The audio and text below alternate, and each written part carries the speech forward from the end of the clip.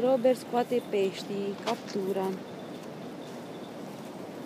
ca să le dea drumul înapoi cum trebuie să facă orice pescar.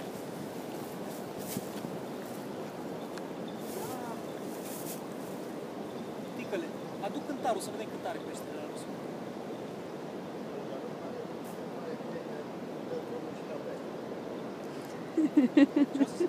Nu-i pare bine că nu dă drumul și la peștele lui.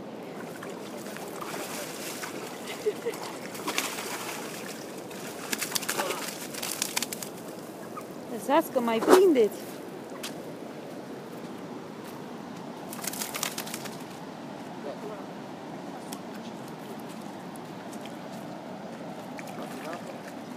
Nu te băga de tot, mă.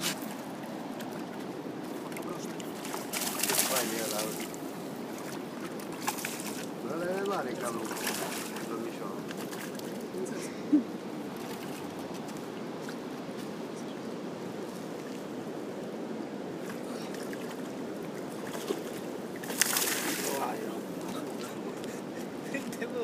Du-te bă acum, dacă trezite un mă duci pe mine.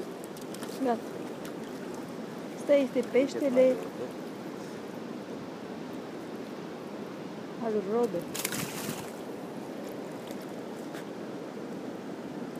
Îi servesc de-a meu. De-aia de salut Robert. Ce mare e, ce frumos. Caras. Ăla e bun de mâncat. Da. Prinde oasă.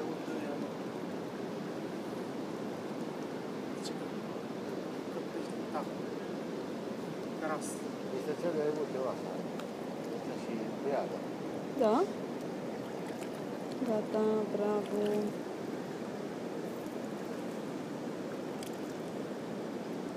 Acum vine la fai. Acum vine peștele meu. Da. Nu ți-l dă pe a tău. Ți-l dă ultimul, dar dracu. Ăsta e ăla. Cu cântare. Uite-i! Ia-l, bă, prinde. A fugit, da? E, poate îl dai drumul peștele meu. Cântărește-l pe al meu. Campionul, vezi pe venuți. Vezi din partea lor, te rog. Tu.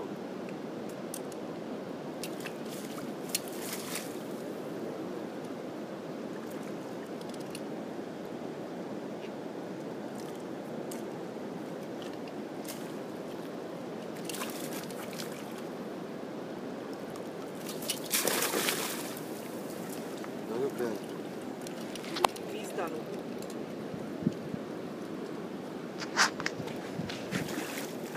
Zici că pe coaca, frate, și Nu, mă, valul, deci care 18 kg. te chile.